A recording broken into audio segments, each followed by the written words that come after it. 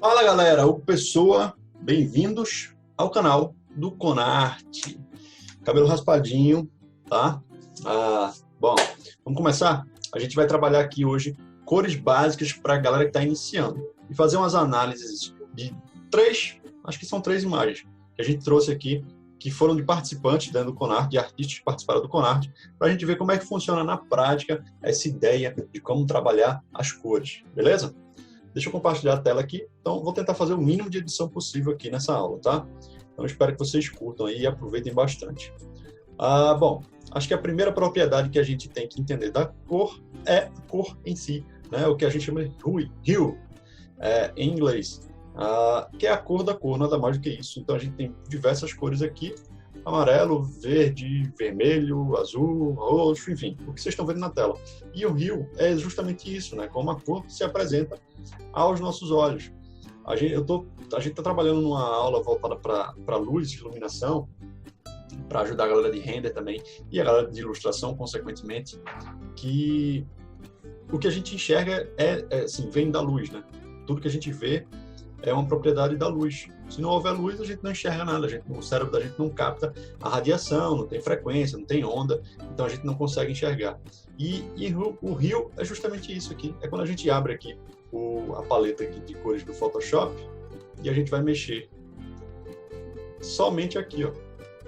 Então eu estou alterando todo o hue, você vê que ele trabalha no H aqui, que é justamente só alterando a cor, sem mudar a saturação. Nossa, como é que vai ficar sem editar? Silencioso, botando silencioso. Vou deixar rolar, beleza? Então aqui, ó, você trabalha só no hue, você não está mexendo na saturação, você não está mexendo no brightness, no brilho, na luminância da cor. Então, é isso, tá? O hue, basicamente, é isso. A cor da cor, não tem muito mistério, não tem que a gente perder muito tempo com isso. Na saturação, é diferente. A gente vai trabalhar com a vivacidade ou palidez da cor, né? A intensidade que ela está sendo lá. Se ela está muito pura, ela vai estar com uma saturação alta. Se ela já está puxando mais para o tom de cinza, né? Ficando um pouquinho mais apagadinha, já seria uma cor menos saturada.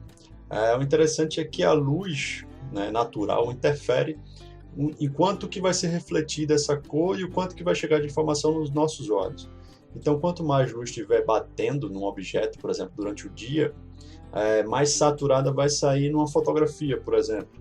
Então, você vai conseguir trabalhar essa quantidade de branco que foi adicionada, né? A quantidade de luz que foi adicionada, a quantidade do amarelo que foi refletido, vai aumentar diante disso aí também. Quando você tem aquela fog, aquela neblina mais difusa, você vai diminuindo essa saturação e vai enxergando a cor mais puxando para tonalidades de cinzas, sacou?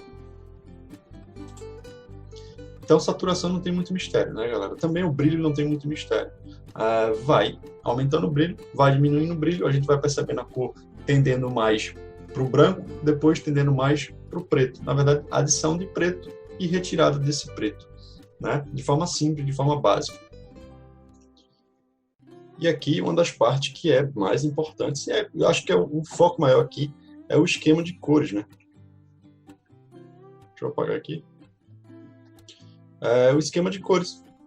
Então, você tem um círculo cromático aqui, para você começar a trabalhar com composição, você tem essas possibilidades aqui, tá? Então, você vai conseguir, através de três cores primárias, né? Três cores sólidas, você conseguir rotacionar isso aqui. Deixa eu colocar centralizado aqui.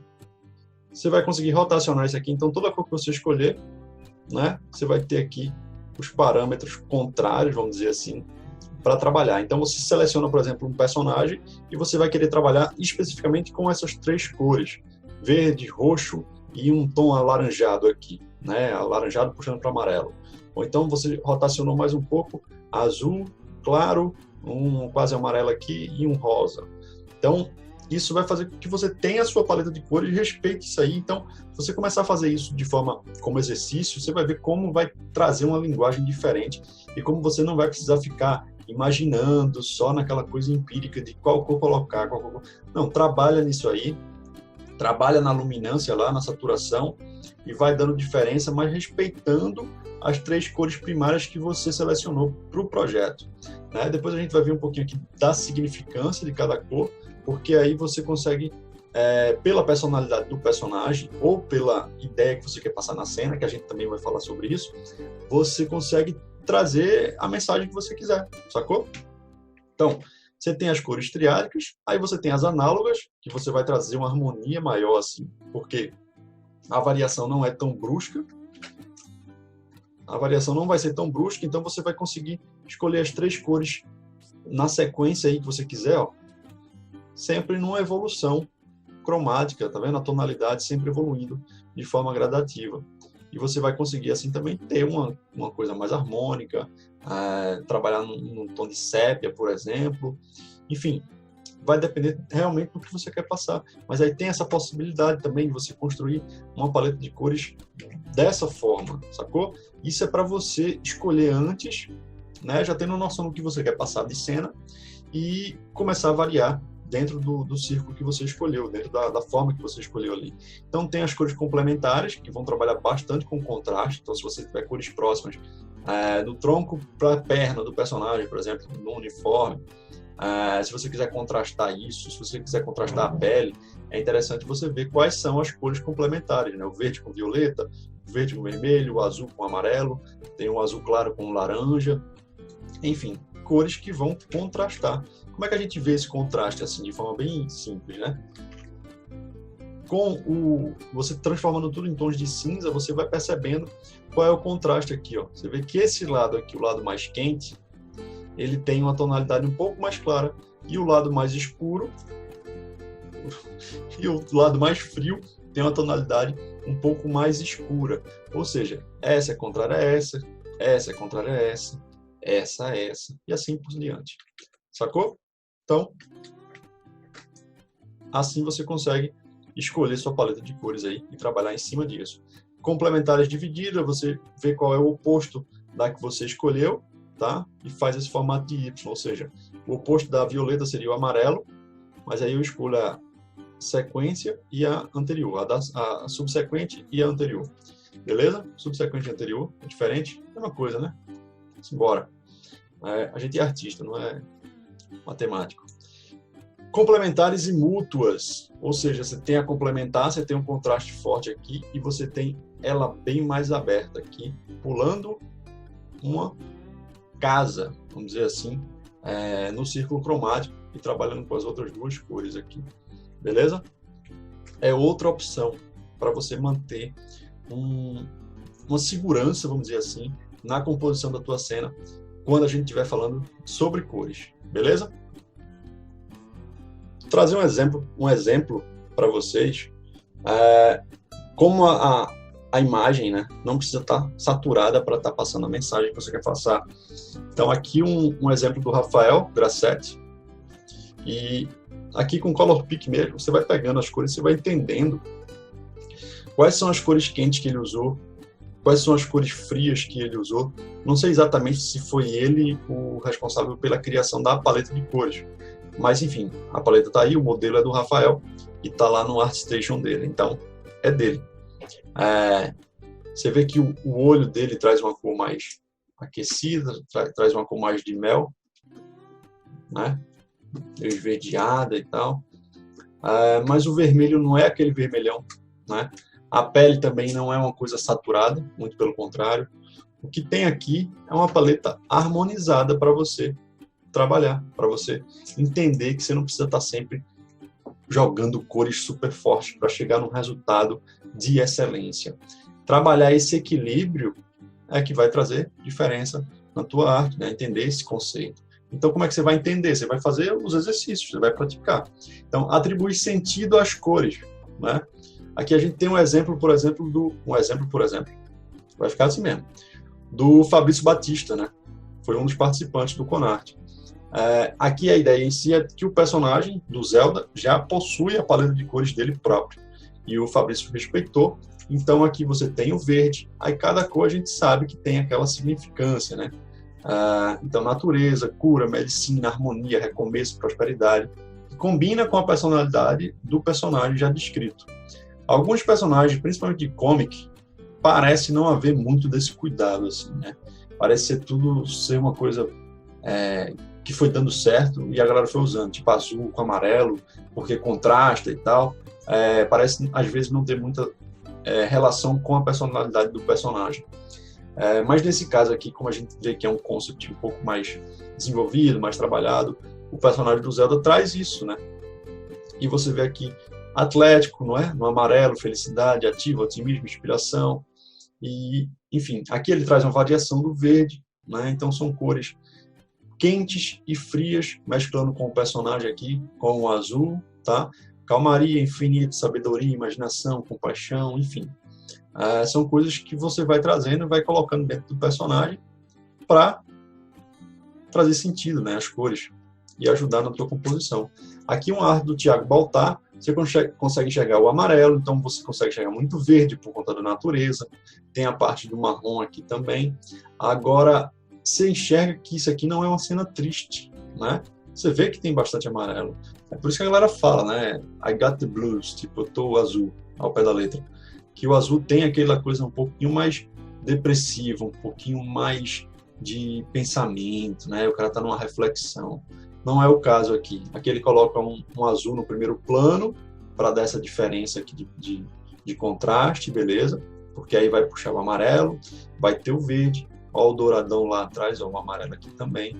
Agora, você vê que é uma cena de boa, né? É uma cena que passa uma sensação agradável da coisa. Não é uma cena que passa perigo, por exemplo. Então, não tem um vermelhão. Agora, você vê que o bicho aqui, ele tem uma cor um pouquinho mais quente, né? Tanto é que a luz solar está batendo bastante nele aqui. E como ele tem os sharps, né? Já entra um pouquinho de formas também. Você consegue enxergar que não seria um bicho muito agradável de chegar perto. Mas a cena não trata só sobre isso, né? Então, ele está aqui bem no foco de luz, né? O personagem recebendo essa entrada de luz aqui, um sinal de esperança. De repente, era um personagem que estava perdido nessa floresta e achou, ó, caminho de luz, saiu da escuridão que vinha aqui, toda essa parte de penumbra aqui azulada, né? Ele saiu daqui e está chegando. Eu estou interpretando aqui, não sei nem se foi isso que o Thiago pensou. Mas, enfim, é uma coisa que dá para sentir na cena, sacou? E tudo isso equilibrado com as cores aqui. Com o amarelo, com o laranja, com o verde da natureza. E aqui a gente trazendo um pouquinho mais de diferença no personagem que o Ricardo Luiz Mariano reproduziu, da Tracer, do Overwatch, que é uma personagem que também traz tudo isso. Ela traz o amarelo, ela traz a leveza, a agilidade, ela traz energia, criatividade, ela tem um azul, né, que traz essa parte de imaginação, ela tem esse lado de interação do laranja, né, que é justamente um personagem extrovertido, uma personagem falante. Quem jogou o game ou quem já viu alguns vídeos dela, vê que ela é bem espirituosa, assim, que ela é bem falante e tal. Então faz parte disso aí também, tá? O branco tem uma coisa de pureza, né? Na parte da armadura dela, você vê que não é uma personagem que em nenhum momento dá um aspecto de vilania, né? Você não consegue enxergar a Tracer fazendo um ato de traição, por exemplo, sacou? Então, são essas cores, assim, que você pegar um exemplo da triádica, colocar em prática e se forçar a trabalhar numa paleta de cor pré-definida, faz isso, tá? Faz esse teste. Com certeza você vai começar a trazer uma nova linguagem, uma nova roupagem, até você entender melhor criação de personagens, né? Teve gente perguntando, por exemplo, no Insta, como criar personagens mais convincentes. Então, uma das coisas é isso, né? Você estabelecer basicamente, assim, fundamentalmente, como é que é a personalidade dele, antes mesmo de você partir para a modelagem, para a ilustração final. Na parte do concept teórico, né? Tem o concept visual e tem o concept teórico para você definir quais coisas marcaram o personagem, né? Quais situações, as 5 situações que marcaram a história da vida dele, que fizeram ele ser quem ele é e fizeram ele inserir ele dentro da história, dentro do contexto, dentro da mensagem, dentro da imagem que você está querendo passar, nesse exato momento em que você está representando, tá? Pode ser um personagem, por exemplo, que ele é muito nervoso, mas que na cena ele não está nervoso porque não é o momento ali de passar aquilo ali. Então você está passando, de repente, é um personagem forte, ele é nervoso, mas é forte. Então você mostra um outro tipo de linguagem, outro tipo de cor, enfim.